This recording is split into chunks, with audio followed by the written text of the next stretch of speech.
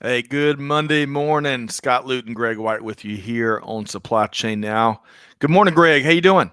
I'm doing well. Good Good day weekend? to Good you. weekend? Yeah, it was very good. We're all on the East Coast waiting for a storm to hit that's going to fizzle out. Yeah. But we need some rain, so we're getting a little bit of that as cast off. So, Yes. And so to are we our talking about listeners, the weather? Let's do a weather report, Scott. everybody talks about the weather. No one does anything about it. I think that was, I'm not sure who that was, Calvin Coolidge or Tom Sawyer or somebody. Yeah, Who knows? Mark Twain, I think. Yeah. Mark Twain. All right. So welcome to the Buzz. On today's Supply Chain Buzz, Greg and I, with a special guest, will be talking about some of the biggest developments and news stories in the global supply chain industry. And where we're going to be working hard to increase your supply chain IQ. Now, that special guest is a big one, Greg, right? It is. Do you want me to say it or do you Please. want to? Mr. Daniel Stanton, Mr. Supply Chain. That's He's right. going to join us today. So, when he hear what he's up to, some schools that he's working with, and maybe even about a book. Yeah, that's right. So when he's not talking with the movers and shakers, CNN, MSNBC, Fox News, CNN, you name it, we had to fight his agent to get him on, but he's here with us. He'll be in stopping in about 12:20. So stay tuned for that after we tackle a few headlines. Greg, one quick programming note before we give some shout outs to what looks like a very rowdy audience here on a Monday morning. So Greg, if folks enjoyed the live stream, they got to check out our podcast. You can subscribe to our podcast wherever you get the podcast from. Today, we published a really neat conversation with Angela Kerr with Spotsy. Not only was Angela part of NASA a while back, which is always fascinating, but Spotsy's doing some really cool things when it comes to providing supply chain visibility and tracking, right, of shipments. Angela told us it ain't rocket science, and who would know better than her? They actually have two people who know about space travel. So it is fascinating to talk to her. She is a pure engineer, but also a fascinating story around her career and her vision. Right. That's right. Extremely bright. Been there, done that. So you can find that podcast wherever you get your podcast from. Okay. Let's recognize for a few folks before we dive into the headlines. Chris Barnes, good morning. Chris says talking weather, it must be a Monday. So that's true. Chris, good to have you here. Lisa, good morning, everybody. Happy Monday, Lisa. Hope this finds you well via LinkedIn, wherever you are. Joseph Valentine, passionista when it comes to reverse logistics. Yeah. He says, hello from New York. Hope this finds you well. Joseph, of course. Valentine's Day. Yep. Every day is Valentine's Day. You can't do a live stream here at Supply Chain Now with Clay Phillips and Amanda Luton at the helm. So there are quarterbacks kind of behind the scenes. Appreciate all that they do. Let's see here. David Glover, good morning from Minnesota. David, hope this finds you well. It's probably a little bit, I bet it's I was about to say chilly. Just comfortable in Minnesota this time of year versus 100 degrees down here, right? Yeah, they may be cooling off, but it seems like we just talked to somebody up there and it was pretty toasty. Really? Well, they got plenty of lakes to chill out in, so jealous regardless. Akil, happy Monday. Greetings from Driver Logistics in India. Akil, hope this finds you well. Now, Muhammad, real quick, he says, given the pandemic, do you think there'll be a demand for supply chain individuals in the future? I think there's a demand right now. That's right. Yeah. Muhammad, and yes. That's right. Great question, Muhammad. I mean, we're all coming at this from different angles and different points of view, but I agree with Greg. Not only is there a huge demand now, there's going to be an even bigger demand in the months ahead. Just our take here. So great to have you here, Muhammad. And then let's see, Lisa, hello from North Carolina. Good morning, Lisa. I'd love to know what part of North Carolina you're from, and do you prefer Western or Eastern barbecue? That's right. We'll see. We'll see how she answers that. The great barbecue debate of North Carolina, right? That's right. All right. Chris is also chiming in as it relates to Muhammad's question. He says the demand for supply chain resources started growing with the boom of e-commerce, followed by trade wars, and now the pandemic. No doubt. Excellent stuff there, Chris. All right. As one more. Sure. Animesh from Detroit. So shout out 8 Mile. That is right. Animesh, great to have you here. Thanks for being tuned in via LinkedIn. So, all right, so let's dive into the first headline, then we'll circle back and keep the comments coming, keep the questions coming, and of course, your take on what we're going to be talking about here today, including our special guest, Mr. Supply Chain, here in about 20 minutes. All right, so let's add this graphic as we talk about our first headline. Now, if you're like Greg and I, you're big fans of the Supply Chain Dive. It's a great publication. In fact, they've got a series of them: Retail Dive, CIO Dive, I believe, you name it. But Supply Chain Dive is one of my favorites. Just keep diving. That's right. Keep diving. This headline is something that came from Supply Chain Dive, Matt Leonard, and we've been tracking this for a few days. So we're going to talk about corporate commitment to sustainability. So MIT, in a nutshell, MIT and their Center for Transportation and Logistics has partnered with CSCMP to produce the first annual State of Supply Chain Sustainability report. Several of its findings, which we're going to talk about here, the research focused on over 1,100 supply chain professionals surveyed in, this is a big point, surveyed in fall 2019. Before the world changed. That is right. So but still. Yes, that's important context, because here in the States, certainly that was before the world changed. So let's walk through some of these findings. So first off, nearly half, 49% of all companies surveyed have indeed corporate supply chain sustainability goals, but a whopping 35% do not. And what was deemed surprising by the researchers is this next note: social issues. And again, at the time, this is fall 2019, those examples were child labor, slavery, worker welfare, all important. However, we're probably leaving a few off the table in terms of what corporate commitments look like now. But social issues at the time received far more focus in companies' sustainability goals than environmental issues. And those examples, of course, carbon emissions and waste. That's what the research found. Beyond social issues, the retail industry was more concerned about waste than carbon emissions. The transportation industry was more concerned about carbon emissions than energy management. And the manufacturing industry focused on water and waste. Makes a lot of sense. All right, I'm going to get Greg and the audience, we'll get y'all to chime in on this too. But one last point here.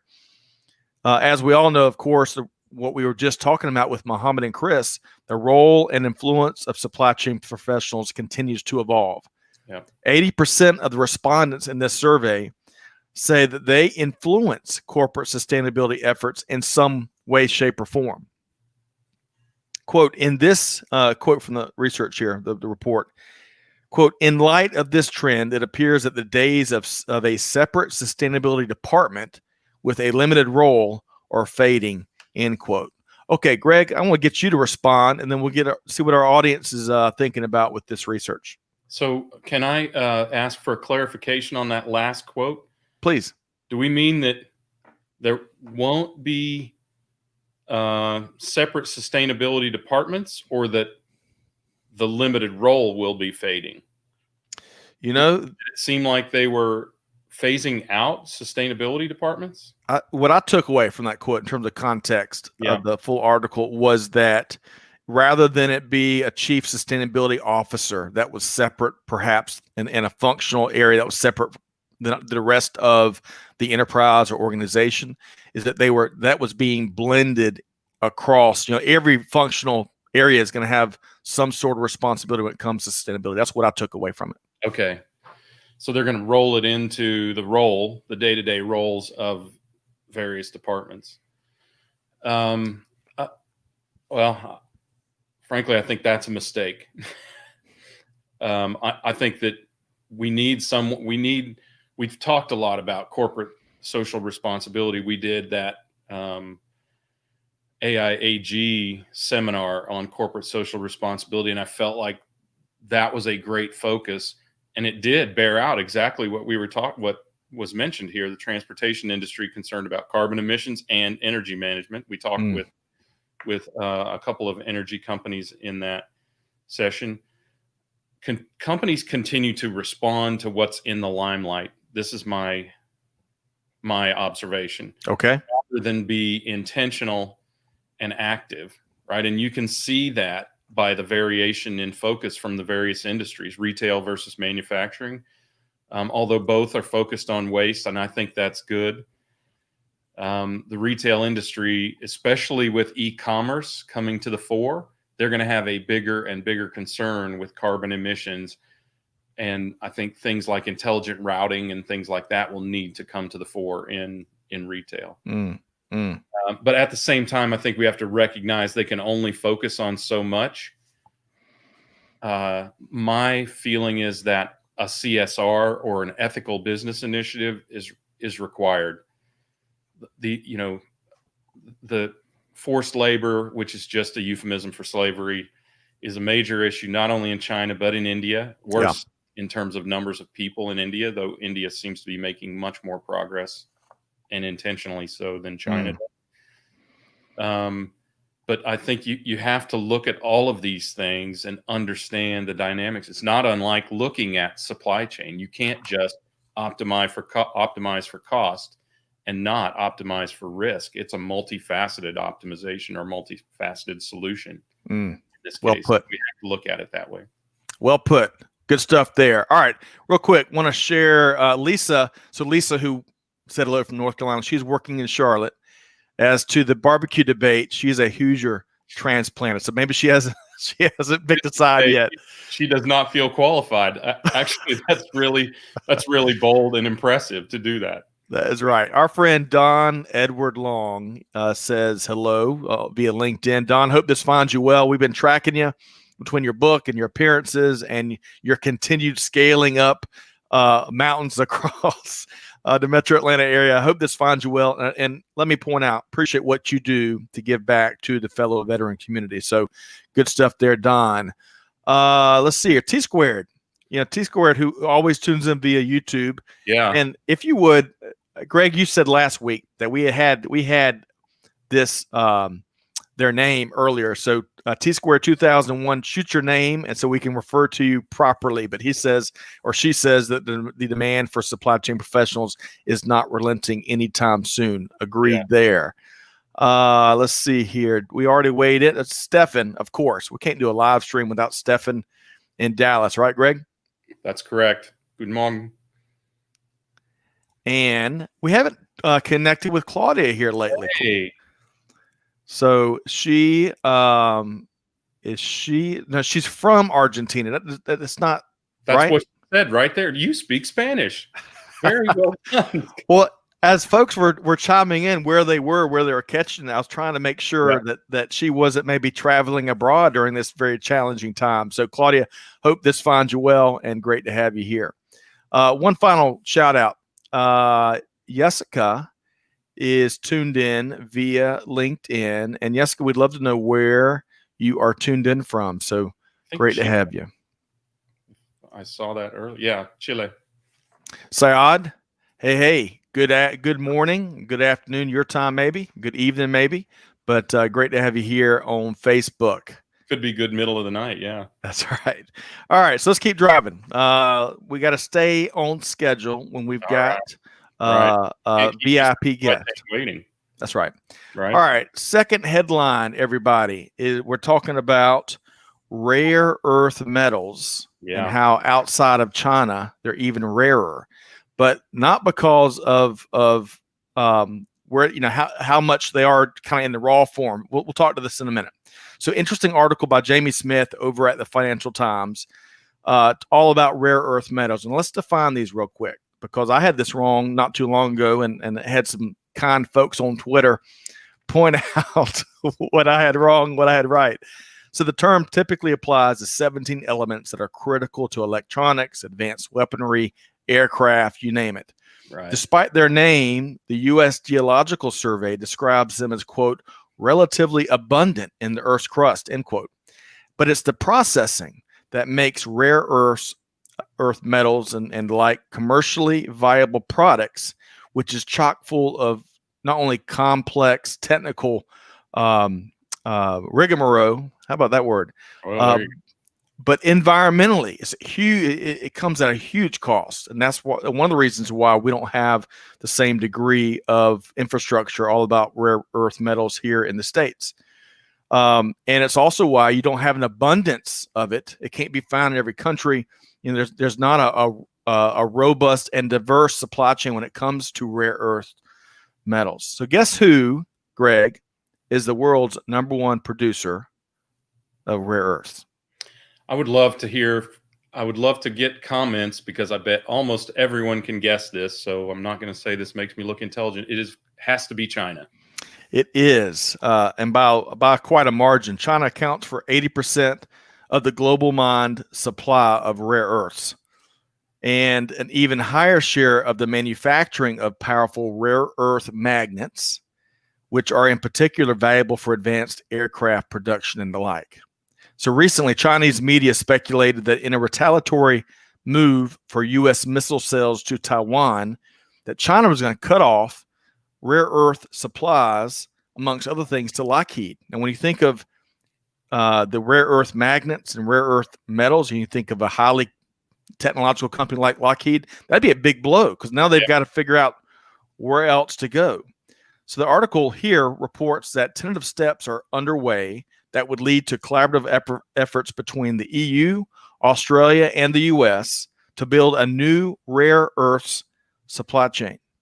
Maybe we can call it something different. Rare earths is just not spilling off the tongue this Monday. That's hard to say, isn't it? All right. So Australia in particular, I didn't know this.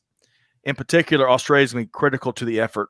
Did you know that it holds a sixth of the world's rare earths deposits, and it's home to Linus Corporation? It could be Linus, which is the only big non-Chinese rare earths producer. One last point here. The article cites Dudley Kingsnorth. Dudley Kingsnorth, love that name, a professor at Curtin University who is an expert in rare earths, as saying, quote, China could severely limit the rest of the world production of electric vehicles, hybrid vehicles, wind turbines, MRIs, by reserving the use of Chinese domestically produced rare earths for the Chinese domestic manufacturing industries, end quote.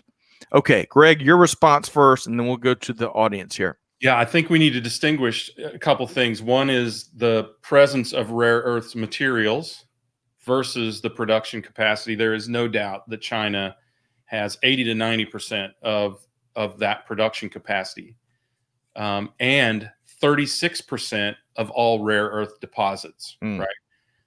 The other thing is, it's funny, we just got finished talking about sustainability, because China is the #1 provider, because they are more than happy to destroy the earth with these challenging environmental issues, and many companies are more than happy to let them do that, right? And that allows plausible deniability by companies around the world to say China is the one destroying the environment.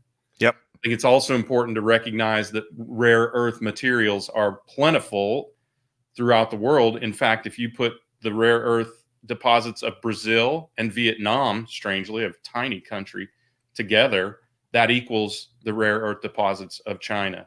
The U.S., very, very small, but between Australia and some efforts here in the States, Round Top Mountain, Texas is one.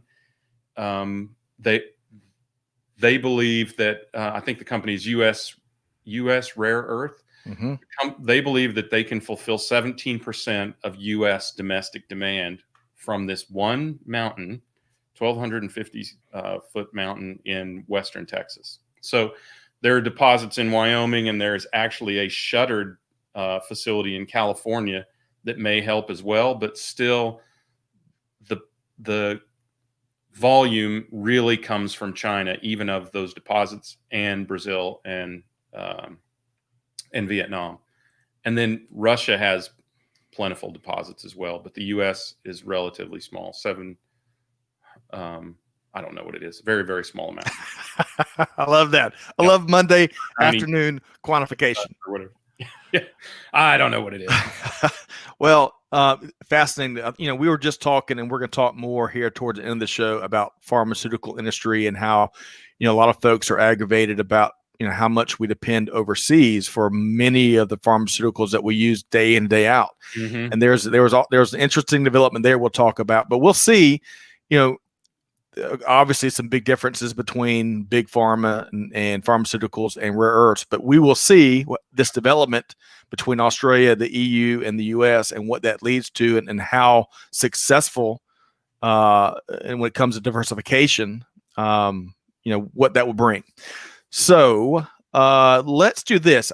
Our guest here today has some specific experience and expertise on rare earths. Yes, so let's go ahead and bring in Mr. Daniel Stanton, Mr. Supply Chain, author of Supply Chain Management for Dummies.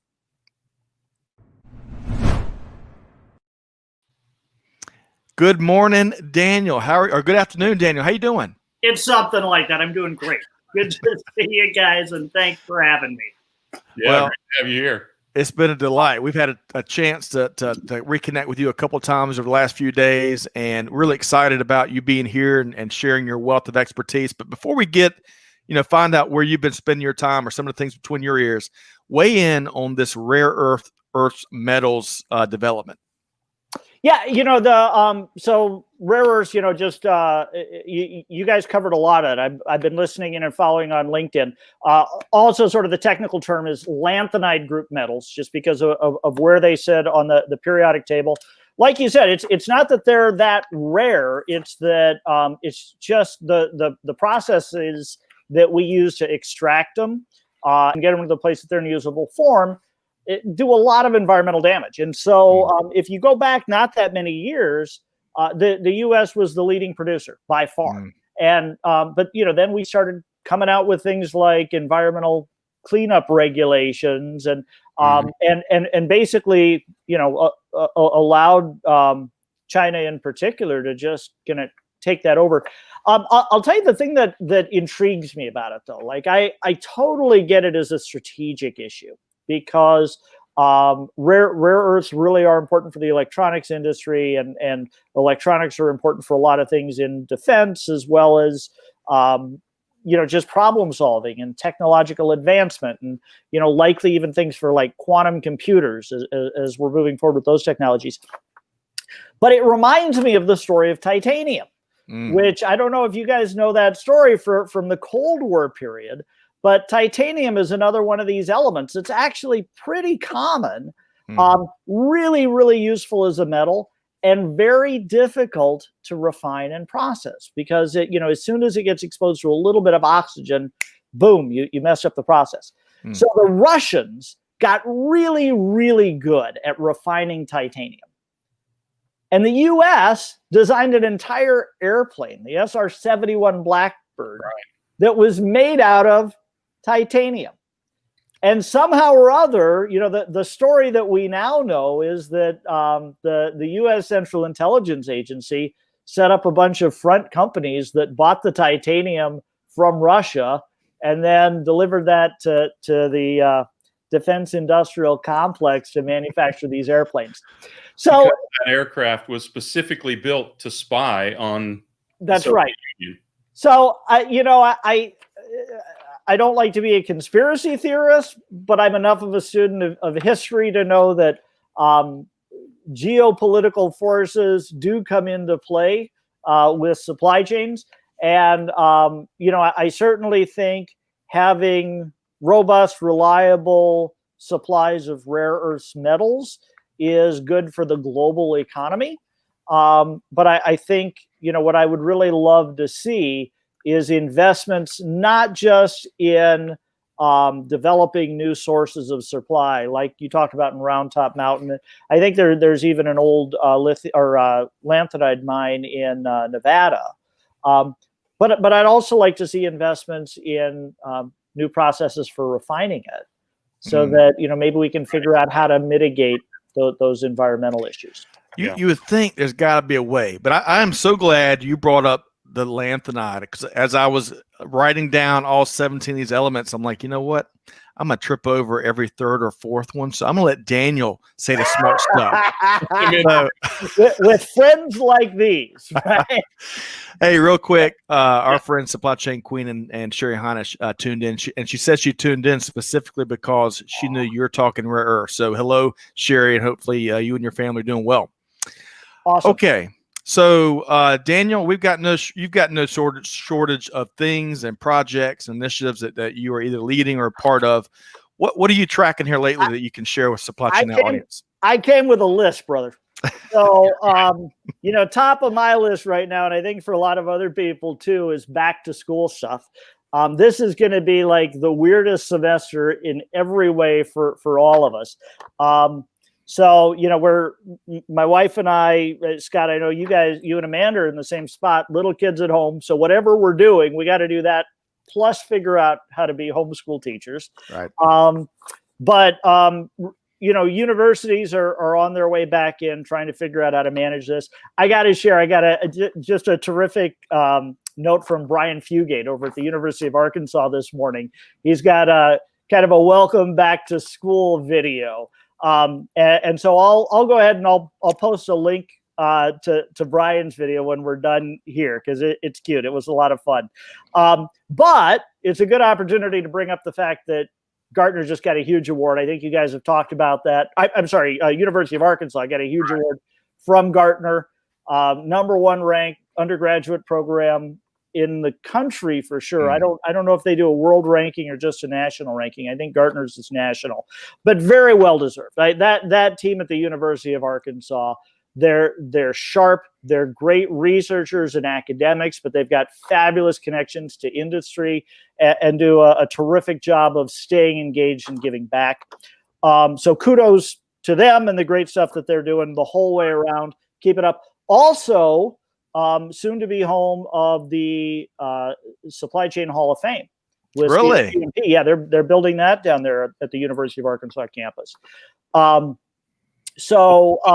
Daniel, if they studied what Walmart does, right? I mean, it is the Walton School of Business. I was going to say, it's not a coincidence that one of the top supply chain programs in the world is in Fayetteville, Arkansas. Yeah. We'll just put it that way. Yeah. There are a lot of folks in that neighborhood that really get supply chain and take it seriously. Walmart, obviously. Tyson Foods is headquartered right down there. Mm-hmm. J.B. Hunt, right? Global Transportation Company, and ABF, Arkansas Best Freight. So, and then, of course, the other effect that you get there in Bentonville for the university is, you have Walmart as kind of the center of gravity, but all of the companies that supply to Walmart on any kind of significant scale, right, have a meaningful presence in Bentonville, right? So the big CPG companies have pretty senior folks who live in Bentonville so they can be close to that customer. And the university benefits in a big way from that effect and that engagement. Powerful ecosystem, really. It really is. It really is. And Northwest Arkansas is a beautiful place on top of it. So, and then I've got to throw in a plug. I think you guys may know, in my days when I was working with Caterpillar and living in Peoria, Illinois. Hey, Daniel, let me chime in just really quick, because I want to make sure that our dear friend and supply chain is boring quarterback Chris Barnes is listening, because you're going to make his month. So please, his lifetime. There you go. Put the ears on, Mr. Barnes. So Bradley University, back in Peoria, Illinois. Several years ago now, probably 8 years ago, I think, began on this journey that a lot of universities have to say we need to have a formal supply chain program. And it was really a lot of fun for me to work with the folks there to figure out, okay, so how do you build a program? What are the things that you need to cover? How do you engage with industry? How do you really make it a great experience for students, right? So we can be attracting the best and the brightest into the career field. I forget there's some sort of a meme about, just when you think you're out, they pull you back in. So I moved down to Charlotte, North Carolina a few years ago now. And have remained a cheerleader for Bradley. But with all the stuff that's gone on with COVID and the fact that everybody's sort of teaching remotely now anyway, we've taken advantage of that opportunity, and they've asked me to come back in and teach the intro to global supply chain management course with them this fall. But I got to say, Bradley is a great success story because, you know, the program by design, you know, the students, it is multidisciplinary. So they pull in folks from the business school where they've got a lot of emphasis on marketing and on professional sales, and from the industrial engineering school. So it ends up being really a nice interdisciplinary mix. And when you get students with sort of those two different backgrounds sitting in the same class, you end up with much more interesting conversations about supply chain management. Right? Good point. Hey, can I throw you a curveball? And I want to throw you and Greg a curveball here because we've got a pretty serious question in the comments, and I'd love for y'all to, you know, just kind of weigh in here. So this is an unnamed LinkedIn user. And Daniel, you just mentioned COVID-19. So how about some comments on COVID-19 layoffs, including supply chain professionals, and what this might look like in the next 6 to 12 months? How can supply chain jobs be in greater demand if companies are contracting? Greg, I don't know if you want to weigh in really quick. We're just talking about this before Daniel came on. But, you know, the profession and skill sets and the need for supply chain management and folks that get it and can do it, especially globally, that's really in demand. Now, there's some economic trends that are of course challenging all and any hiring. But Greg, how would you respond to this audience member here? Yeah, I really think that's the only vulnerability for supply chain professionals is those companies that are struggling to make it. Because I say this all the time, right? If you built your house on sand and you're lucky enough to survive this flood, don't be foolish enough not to build your house on stone next time around. And that's because companies have had manual, emotional, unautomated, poorly constructed, or inappropriately risk managed supply chains. And those are the companies that are in trouble. And I would say this further to those professionals. If you see those kind of things, if you see a company insisting to stick with manual or spreadsheet or, you know, shaky risk management, start looking for a job because they're out there. And those are the only type of companies, not the only, those are the main types of companies that will be at risk. Right? Well put. And Daniel, Mr. Supply Chain, how would you respond to these concerns? Yeah, well, so the first thing is, it's a great question. It's an important question. Obviously, it's a really personal question. And so the way that I think about this is really based on some work from a buddy of mine by the name of Jason Schenker. I can put up a post to a book and a course that he has, but Jason's an economist, and he focuses a lot on recession, but he does it at sort of a global level. He's actually one of the most accurate economic forecasters in the world, ranked by Bloomberg. But Jason talks a lot about recession at a personal level, right? Because it turns out when you think about recessions, they can happen to us individually, they can happen to companies, they can happen to industries, they can happen to countries, they can happen to the whole world. And so the key is thinking about recession, thinking about what it takes to make yourself recession-proof or resilient, and then understanding, you know, where to look for opportunities. So I think the argument that I would make is the profession of supply chain management is extremely resilient. That, you know, the way that companies are going to have to respond to the disruption of COVID-19 is by thinking more seriously and doing more work in their supply chains. Whether the company did well or whether the company did poorly, it is going to have to put effort and expertise around supply chains going forward. Yep. That said, some companies aren't going to make it through, right? Some industries are going to do better than others. And so while I think what's one of the things that's really nice about supply chain management is that the skills are so transferable. I've got a blog post that I did a little while back talking about how supply chain management is useful in so many different industries, right? You can go from electronics manufacturing to CPG to, even commercial real estate and retail. Supply chain, right? You're just sitting in a different piece of the supply chain, but the better you understand how this whole supply chain works, the better decisions you can make about what you need to do as a company at any given moment. So there aren't going to be any easy answers for an individual who's looking for a job, who's been laid off. That's a tough spot to be in. I will say it's important, if you're there, to be self-aware, to not let it get to you, to understand that, honestly, it can be, it's really easy to take that stuff personally when in fact it's not something that we did right or wrong. It's just wrong place at the right time. So it's an opportunity to retool, to learn, to become a bit more emotionally resilient. A lot of folks that I know, when they go through these forced transitions, you find that, the first week or so, it's sort of like, oh my goodness, my identity is tied to my job, right? And instead, what happens is over time, they begin to align their identity more with their professional career, and they become more aware of how important it is to invest in themselves.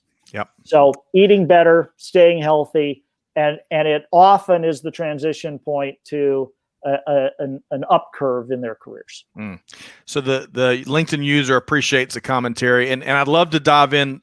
Sherry and Jenny and Clay have got some interesting comments around gender equity and how the pandemic is really setting that back.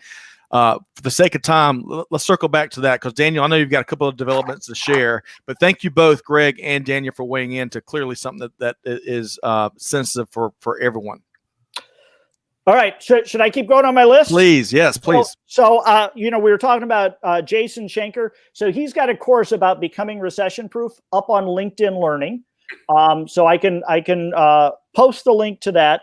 Also, if folks don't know, LinkedIn Learning has now not just introduced a bunch of supply chain courses, but they've introduced 2 complete learning paths. So, it's a series of courses that walk you through a lot of different supply chain stuff. And so, for folks that are missing out on going to conferences, that need to get professional development units, that want to prepare themselves for supply chain role, I just, I couldn't be a bigger fan of the LinkedIn Learning platform. Anybody that is a LinkedIn premium member, so what is that, like $30 a month, right? And if you're serious about using LinkedIn, you probably have the professional membership anyway. Well, you get LinkedIn Learning for free. It's part of the package with that. For folks that aren't premium members, a lot of universities offer access to it. I'm working on my doctorate at Cranfield. I can get into LinkedIn Learning through their library.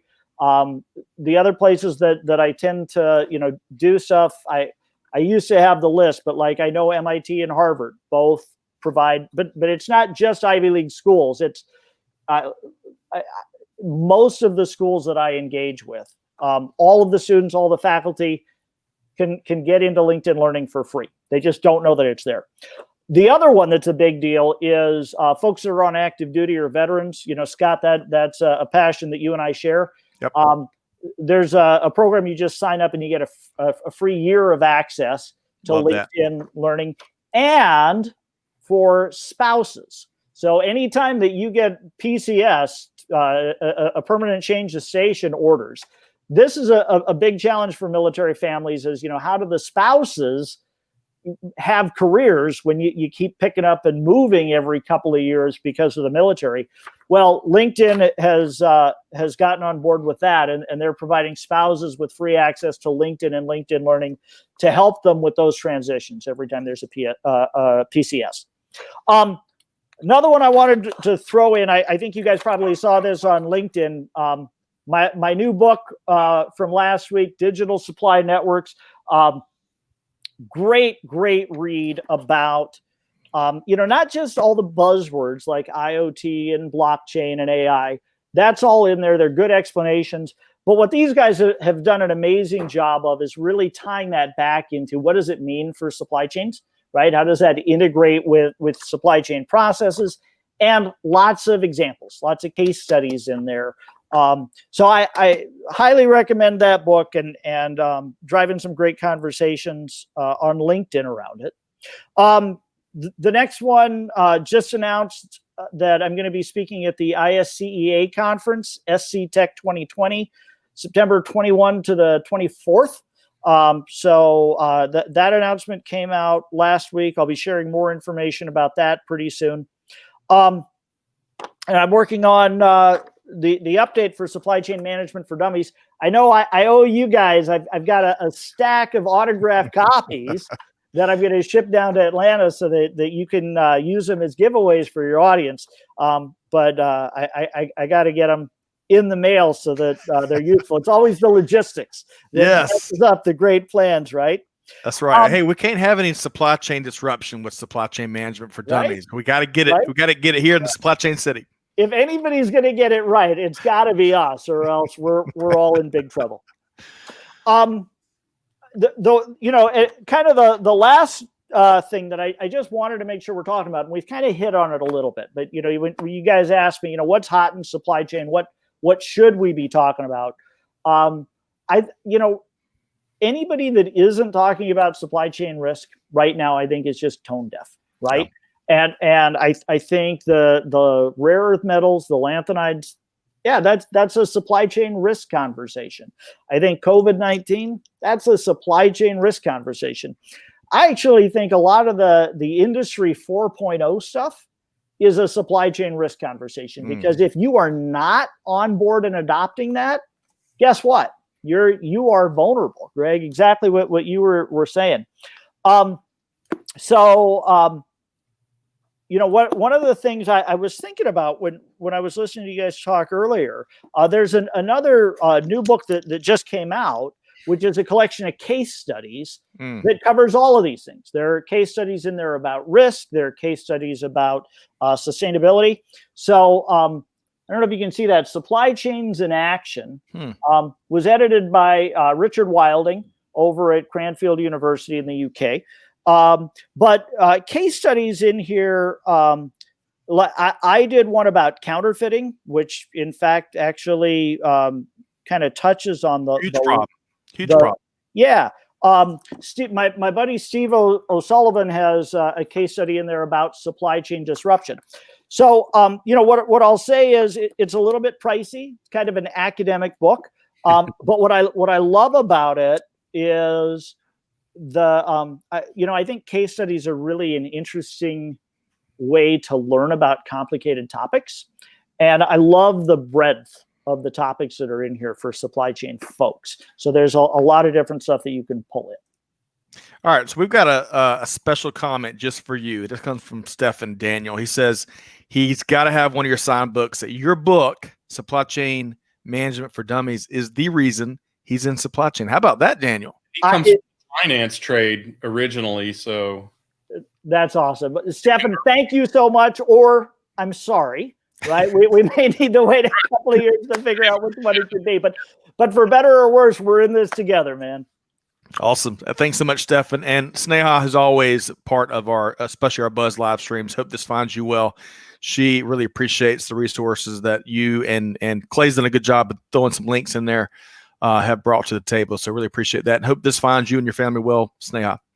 All right. So Daniel, no shortage of great resources, of a lot of great initiatives that you are due. What I was about to say concerts, not concerts, events, yes, trade shows, books, research in the classroom. I would, man, how cool of a thing would that have been to learn supply chain in college from Daniel Stanton? So a lot of good stuff there. So if there was one thing, as we wrap up your segment here, if there's one thing that you'd like to challenge your audience to do, or if they hear anything, if there's one big thing they need to write down, what would that one big thing be, Daniel? Supply chain risk management. figure out what that really means and start doing it, not just talking about it. Yeah. Yep. Well put. Greg, you want to respond real quick on that? We're about to talk about that particular concept, the father of supply chain, right? Keith Oliver and his original philosophy. So I'll save that discussion. You take it easy on Keith now. Oh boy. All right. Well, hey, we're using the term to mean something very different from what he had in mind. I will take it easy on Keith. Well, this was, I knew we had to buckle up prior to Daniel Stanton coming on board, and he did not disappoint. You've set the bar. So really, as a fellow veteran, I really appreciate what you do to what Greg calls, giving forward and really helping veterans find that successful transition. It, in light of everything else that's gone crazy in 2020, that challenge is still very real. And so finding veterans that have made that transition successfully, getting them to share back and helping others avoid some of the pitfalls is so important. Appreciate what you do. Appreciate our friendship, and we look forward to having you back on soon. Great to see you guys. Thanks very much. Keep doing what you're doing. Thanks. Awesome. Thanks so much, Daniel Stanton. Take care.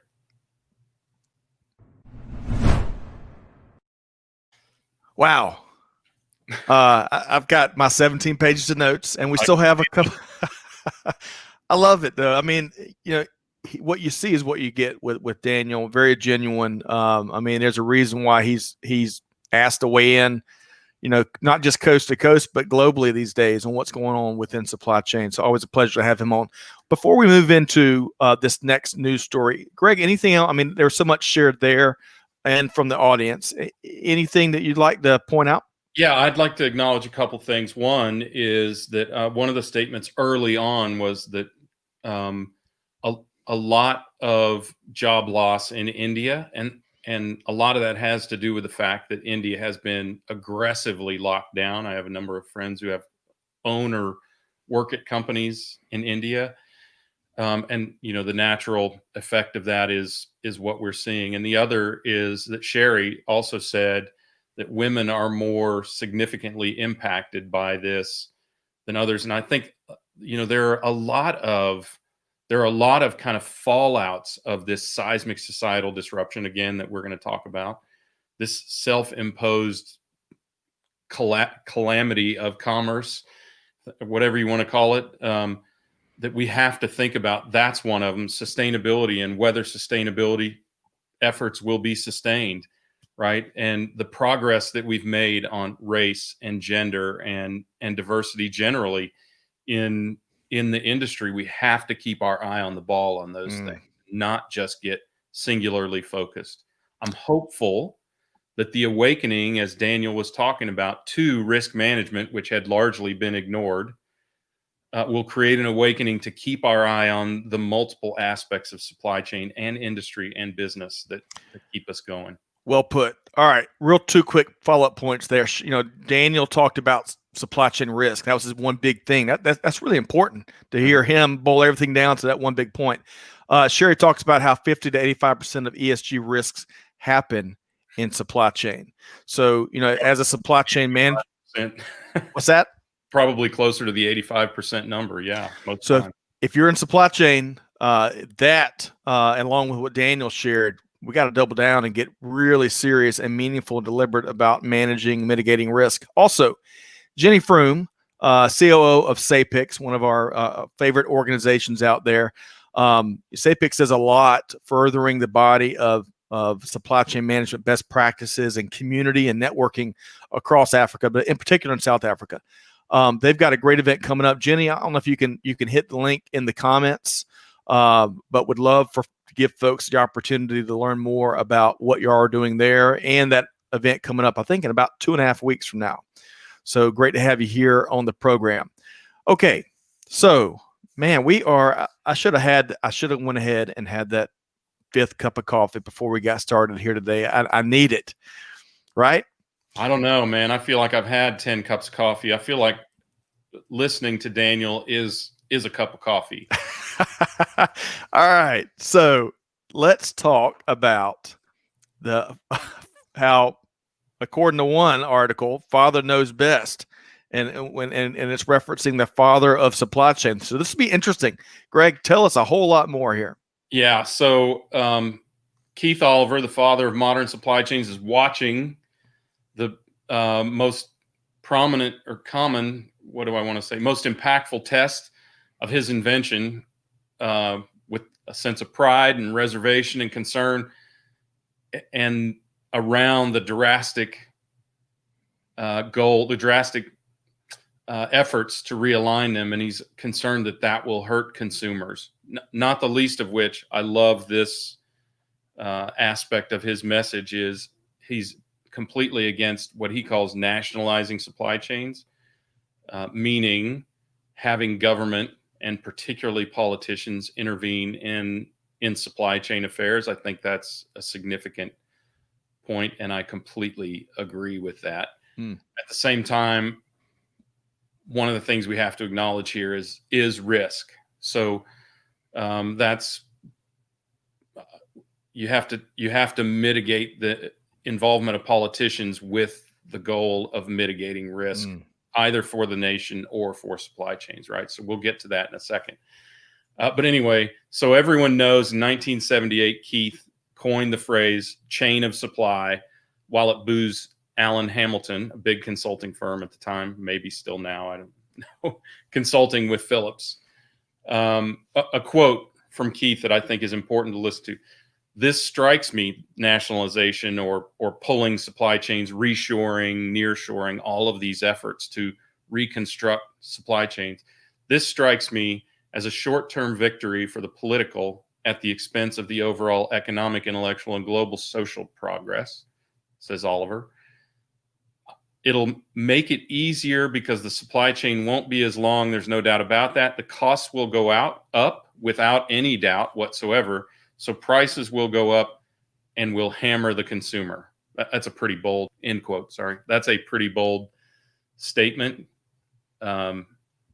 Maybe in the spirit of the day, slightly hyperbolic, but I understand where he's coming from. I think that the concern that he is stating there is that the possibility of a dramatic overreaction to the current state is dangerous. And that's not inconsistent with what many of us have discussed here. One of the things we have to think about is, will such a significant disruption happen again? And is the cost of mitigating the potential of a sustainable or of a significant disruption, is that sustainable? So one of the things that the article talks about is many companies failed to keep up with demand, and leaders of those companies like James Hagedorn of Scott's Miracle-Gro are owning it. That humility is appropriate, according to Keith Oliver. Another quote from him: the shortfalls demonstrated in supply chains with the recent events are primarily management failures, he says. We do actually have the philosophies, concepts, tools, and technologies to manage global extended enterprise supply chains. The failure is in their rigorous application. His management concept was rigorously designed for cost reduction, nearly to the exclusion of mitigating other than cost risk. So it was a ruthless means of reducing cost and complexity in the supply chain. There's another quote here. Basically, there's another quote here where he talks about that as well. I'm going to skip that and get to this point. While not an intentional tenet of his original principles, it was somewhat inherent, if not a prominent one, this concept of risk mitigation. And he does acknowledge that companies needed to consider risk more heavily. In fact, Timothy Lassiter, one of his cohort at Booz Allen Hamilton, is now a professor at Virginia's Darden School of Business, states that companies should not trust a black box like AI to handle disruption. Look, Oliver, I think, agrees with this skepticism, but he still has a point of pride in terms of this invention around while these shocks are not insurmountable, they are very disruptive to the supply chain. And he believes might even be a catalyst for making supply chains a bigger part of a company's strategic plan. To quote him just one final time, "The progress has been huge," he said, "but," quote, "I am frustrated that the potential has not been realized," end quote. So not only is he concerned about nationalization, the meddling of politicians, but also the misapplication potentially, or the dogma in approaching supply chain methodologies. So his feeling principally is that the failures of supply chain in this seismic societal disruption are largely due to the practitioners, not to the effect and disruption on the supply chain. So I'd love to hear what your thoughts are on that. Two simple thoughts. For decades and decades, we could point to proven best practices, proven approaches to supply chain management, and by and large stick to that and not feel the great pain of not changing, not updating, not moving with the times. Unlike today, when change is as rapid as ever, and what that causes is relevant best practices, relevant approaches that many point to as long-held standards. All of those things are getting challenged, and rightfully so, more than ever before. So folks that cling to them are going to have their work cut out for them. So we've got to be more open to challenging any and all norms. And then secondly, as it relates to nationalization, and we'll talk about this a little bit more in this last headline. I would challenge, and it's meaningless maybe, but governments that want to think about nationalizing, why don't we support these industries long before we have a crisis when it comes to workforce and technology and infrastructure and a means to invest in economic development and create the right environment, which will avoid some of the huge, massive pitfalls we're in. So that would be my challenge, rather than talking about nationalization now. Let's move all that upstream and get a lot more proactive. So those are my well said. two thoughts. And our good friend Tom Valentine would 100% agree with you. Tom is really knowledgeable about the pharma supply chain and how regulation and tax disadvantage and things like that drove pharma out of the country. In fact, Puerto Rico, arguably the 51st state, had significant, Puerto Rico and the Virgin Islands both had significant presence in certain industries, both oil and in pharma, that were driven out because of disadvantage from an economic standpoint for those industries. And that, of course, wound up largely in China. And now we're talking about how to get it back. And what we will do is we will likely implement the same advantages that we had before to get them back. We just have to have the wherewithal to sustain these kind of things if we really believe that that's important. That's a different kind of risk, right? But it is the kind of risk that that the supply chain faces. So I know this is going to surprise you, Scott, but I completely agree on that point. Holy cow! That's right? That is a first audience. So well. I think no. I mean that's a well conceived argument, and because we are experiencing, the blowback of having undone that benefit in the past, I think it shows the danger of politics and government meddling in these kind of things. Yep, well put. So let's get a couple of quick takes from our audience here before we tackle the final headline. And we're going to go over for about a few minutes here. Yusuf says, we are in a harsh situation where we should focus more than ever in the service of our logistics and supply chain rather than worrying about reducing costs. Okay, that's one take. That's an excellent point, which let me just say that goes to precisely the inverse view of supply chain that I have to Keith Oliver, and that is that supply chain is not all about optimization. It is not all about cost reduction. It is all about risk. And that risk includes cost. Cost is simply one of the risks that we have to acknowledge. Risk of service, as Yusuf is talking about, is another risk.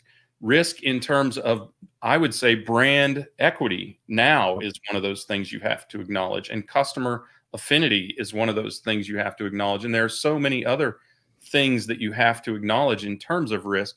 We need to start thinking, as Daniel was talking about a little bit earlier, we need to start thinking about supply chain in terms of all of those things that create risk. Because a supply chain, if you think about the beginning of supply chain, the beginning of supply chain was us growing or hunting our own food. And we limited the risk because there was one party involved. My spear, my seeds, whatever, right? And as we add complexity, we add risk. So we have to acknowledge the risk that we are creating in order to create convenience or reduce cost or, add to the economy. So. All right. I'm going to need a whiteboard illustration of those earlier supply chains, Greg.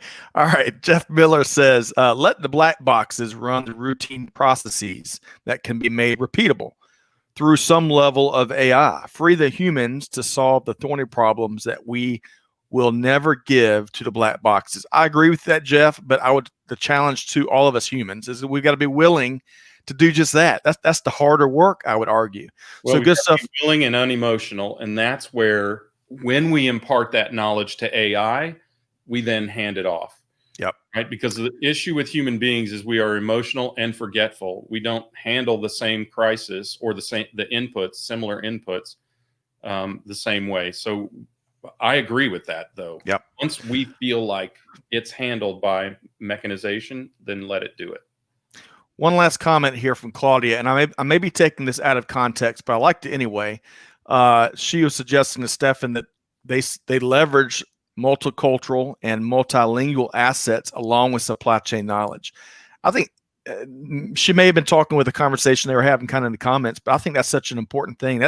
That is certainly can be a huge competitive advantage there. So Claudia, thanks for pointing that out. All right, we got to get into this. Go ahead. Let me just wrap really quickly on this, because I want to be clear on what and why I disagree with some of what Keith Oliver said. And one is that I don't believe that this was pilot effort or error. I'm sorry. Look, this disruption, and we have to acknowledge this, we have to, if we're going to proceed appropriately, this disruption was not pandemic induced. It was government intervention induced, right? This seismic societal disruption was a rapid near cessation of societal norms that wound up upending commerce. So this entire situation was, in fact, meddling politicians, right? And meddling perhaps because they felt like they were doing the right thing for society, but nonetheless, it was an intervention, not an impact of a natural cause that has changed this. And we have to acknowledge that. We also have to acknowledge, Scott, as you alluded to before, we have to rid ourselves of some of the old best practices of supply chain, like using historical demand, like chasing efficiency ruthlessly, and underestimating risk in order to survive and thrive in the future of supply chain. The reason that so many of our best practices exist today is because the data to allow us to do any better practices did not exist when these foundations were created, but they do now. We have to acknowledge and employ those. Yeah, it's like the old proverbial joke, that the dog chases after the car, he catches a car, and he's like, what do I do next? Yeah. Well, in often cases, the car doesn't matter anymore by the time you catch it. So you've got to catch that in the moment before you waste tons of resources and burn out your teams and everything else in doing so. So good stuff there. Let's talk about Kodak. So, Kodak. Saying that, you should say that again, Scott. Let's talk Kodak. Kodak. I mean, think about how long it's been since anyone has ever said that. Well, I got to admit, as I was sharing before we went live here today, Kodak has a plant down in Columbus, Georgia, and we had the chance years ago. Great team down there. They hosted an event. They gave us a tour, and we really got to rub elbows with a wonderful team. And it really caused me to kind of dive deeper into what Kodak's been through, in particular these last 25, 30 years, when it's had some challenging times, to say the least.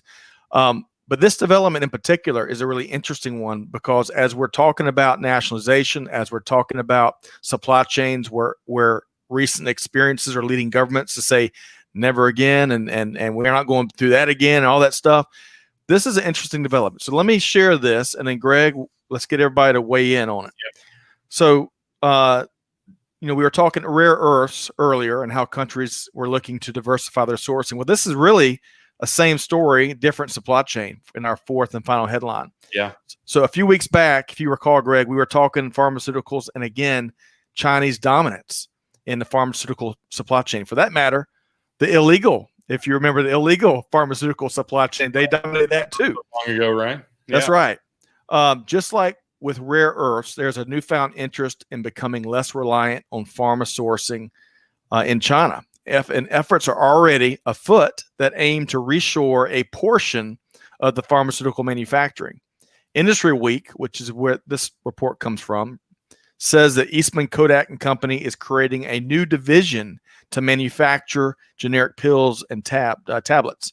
The new division will be called, yes, Kodak Pharmaceuticals.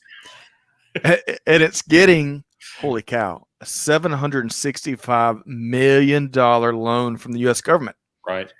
So the funds are going to, and it's part of the COVID-19 relief package, and where certain executive orders could be triggered to help create things like this. And that's my highly technical language, but that's what gives the authority to make this happen. Right. The funds will be used to build out and refit the company's existing facilities in New York and Minnesota. The company will be adding 360 direct jobs, another 1,200 indirect jobs at those locations. Now, according to the article, and this shouldn't surprise you, I think these same ratios can be applied to a variety of sectors, but Americans consume approximately 40% of the world's supply of bulk components used to produce generic pharmaceuticals, and only 10% of those same materials are manufactured in the state. So, of course, it's upside down like so many sectors. Yep. So, Greg, I'd ask you this. Kodak has made a wide variety of what third parties have called questionable moves. Some have worked. Many others, especially in recent history, have not worked. So what's your take here? Are they going to be able to shift gears, stand up a whole new division, a whole new sector, despite some of the chemical manufacturing that's part of their pedigree, and really make this happen in a meaningful way that's going to move the needle and not just make it a wild goose chase with American taxpayer money? I can't say that they will, but I can tell you that before they changed leadership, there was absolutely no way. This was a dying, non-visionary dinosaur prior to the hiring of Jim Continenza, I believe is his name, in February of last year as CEO. But the company had actually made a turnaround, though they were only worth about $100 million just late last week. They had, get this, their operating profit had actually gone down by $66 million, but somehow their net profit went up by $116 million. So Jim is doing something right there. In fact, as of whenever this was announced, was it Thursday or Friday? Mm-hmm. Whenever this was announced, the company went from a $100 million valuation to $1.6 billion. So congratulations to Kodak. You are our latest unicorn in America. So I think they are much better equipped. Jim Continenza is much better manager than they've had in the past. And I'm really happy for some friends who work at Kodak because the company was dying. It was dying. That's all there was to it. I mean, the stock had not moved off of between $2 and $2.50 over the last year. So this to me is an indication of a common lesson. And while there are lots of reasons to be concerned, Scott, as I can hear in your question, there are lots of reasons to be concerned. I look at it this way optimistically. One, it is never too late to pivot. For instance, Sony started out as a bean curd company, right? Nokia started out making galoshes before they invented the cellular phone. So if you have the right leadership and you have the right vision, any company can pivot. Those are both dramatic pivots. And the other lesson is, and listen carefully here, especially if you are a startup or a big company, when you solve problems for the government in times of crisis, you make a bundle. Jeep, Harley Davidson, GM, companies like that. The military industrial complex has been doing this for centuries. So this was, in my estimation, and again, this is unresearched, Jim Continenza had some discussion with the administration that said, we are a chemical company.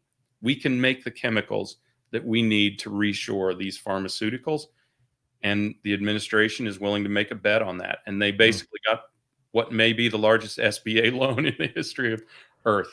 So, well, I think in the article that we sourced this from an Industry Week, it was a very succinct article, and I would love to see the terms and conditions behind that $765 million loan, because I think that's a blind spot. I'm not sure if other reporting organizations, news media have that, but I think anytime I see a massive transfer of taxpayer wealth, I'd love to know that the deal behind it, because Greg, what you've alluded to and what some of the comments have alluded to, it is there's a huge challenge with and the upside down pyramid that is the pharmaceutical industry, the rare earths industry, and plenty of others. But there are reasons why that's upside down. So let's see if in a very smart fashion and in a fashion that's not short, it's got to be sustainable, right? Yeah. And successful. So hopefully that's what this effort will be, to reshore some of the pharmaceutical manufacturing, but interesting nonetheless. Okay. I have a lot of comfort that it's a loan, not a grant. Yes, right? That's right. If it were a grant, to go specifically to your point and Keith Oliver's of nationalization of. That's right. All right. So to all the comments, looks like Daniel Stanton's already back, and he has included a link to the LinkedIn learning courses that he referenced specifically about supply chain management. So check that out.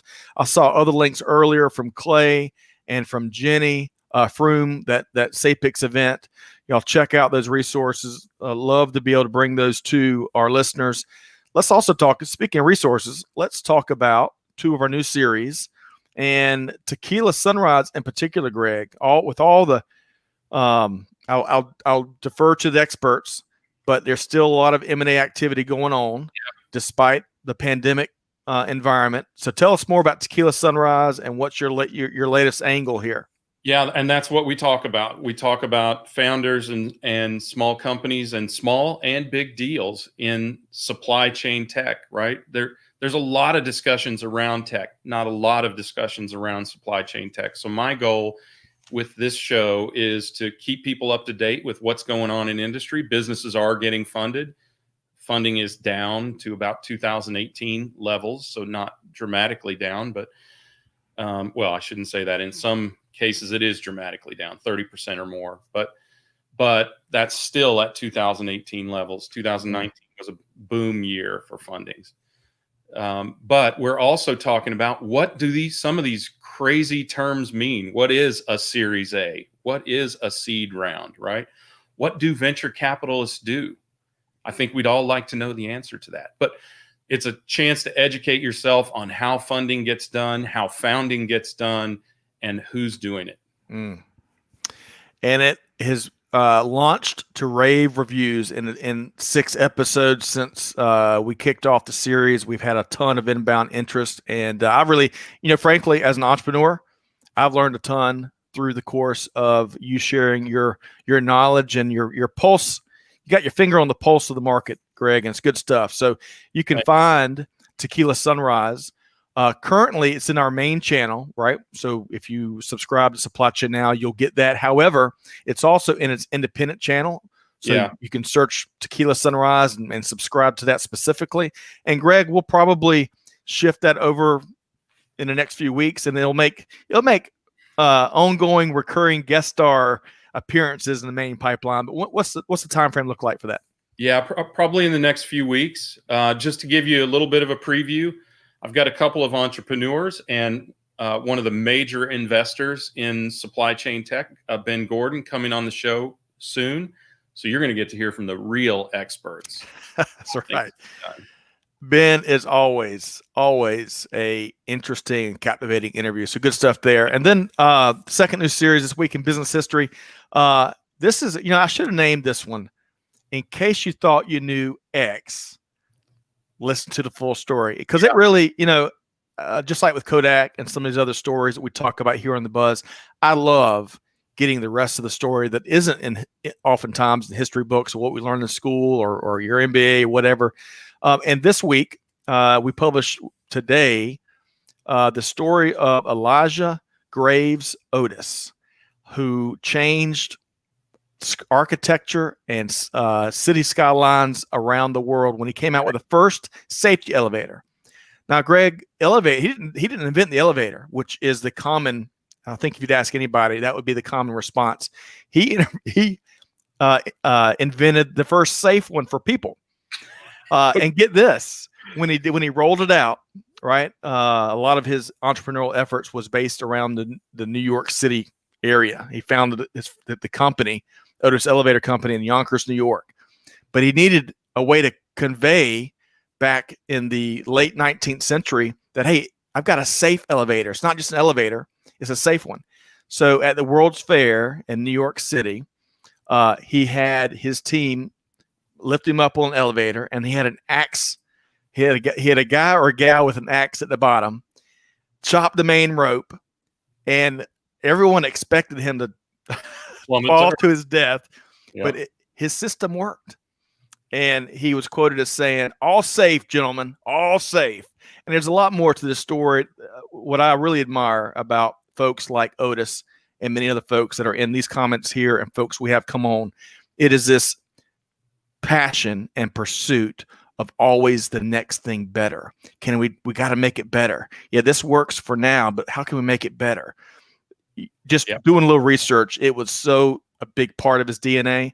And still today, Otis Worldwide Corporation is a $13+ billion company with tens of thousands of employees around the world. And it's why we have skyscrapers, frankly. So good stuff there. You can check that out this week in business history, wherever you get your podcast from. If you can't tell, we have a little bit of fun cranking this stuff out and learning ourselves, right?